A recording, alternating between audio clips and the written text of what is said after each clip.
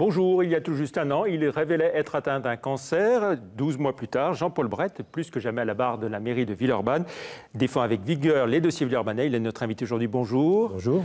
Votre exercice de transparence et votre témoignage d'il y a un an avait été unanimement salué. Vous confirmez qu'on peut continuer à travailler en étant atteint d'un cancer? Je l'ai confirmé à travers ce qu'a été cette année.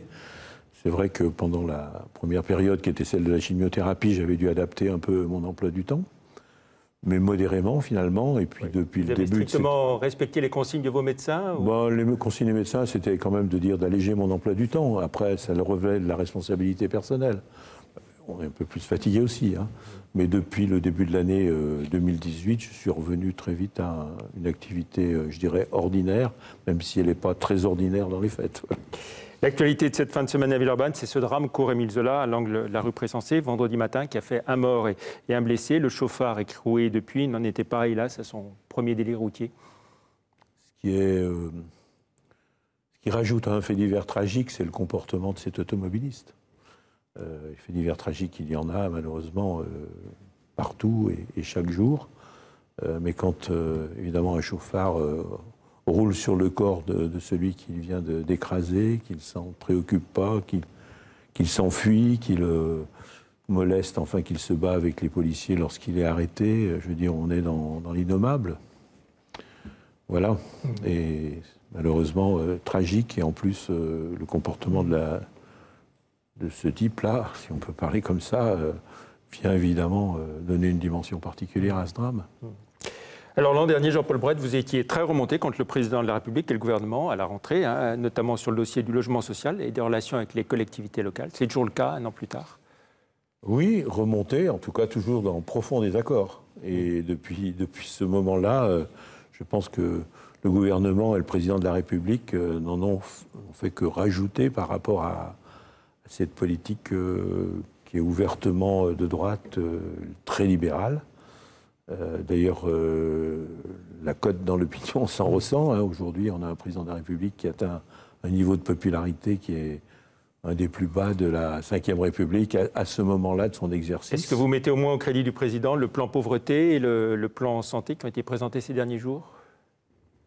Le plan santé, je ne l'ai pas étudié, mais je pense qu'il y a des choses qui sont justes. Je pense à la fin du numerus clausus pour les médecins ou d'autres choses qui vont arriver, on peut sans doute en discuter. Sur le plan pauvreté, je trouve qu'il y a beaucoup de poudre aux yeux. Beaucoup de poudre aux yeux, puisque sur le logement social, il n'y a aucun changement, qui s'adresse aux personnes les plus précaires. Et puis, il y a un certain nombre d'annonces qui sont... je prends l'exemple à Villeurbanne, dire on ne va pas avoir dans les cantines à plus de 1 euro, sauf que nous, ça fait déjà de nombreuses années que le tarif le plus bas est à 0,50 €.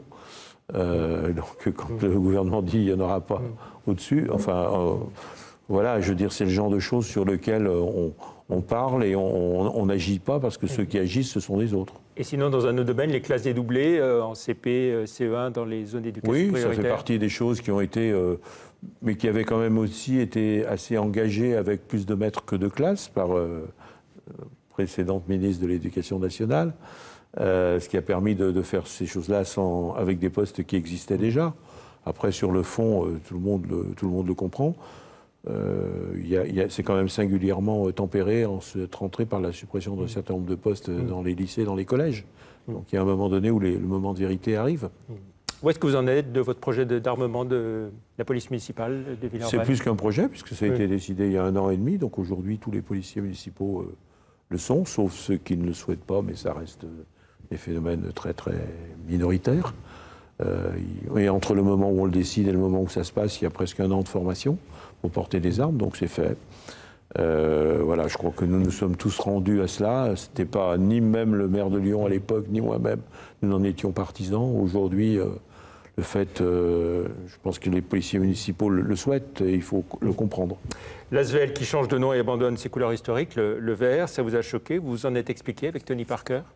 Oui, ça m'a choqué. Je trouvais ça pas bien. Je continue de trouver pas bien. Autant le projet d'aller en Euroleague, d'avoir un naming, comme on dit, c'est-à-dire un sponsor principal important, tout le monde peut le comprendre. Est-ce que le fait d'aspirer à l'Euroleague entraîne un changement de couleur? Aucune des grandes équipes ne fait cela. À Barcelone, au Real de Madrid, Donc je n'ai pas compris la nécessité d'abandonner cette histoire-là au niveau des couleurs. Voilà, totalement. Le maillot change, pourquoi pas. Le dossier bouclé pour la salle, il n'y a plus de... Le dossier pour la salle, il est encore en route. Mais là, c'est un dossier privé dans lequel nous apportons quand même beaucoup d'accompagnement.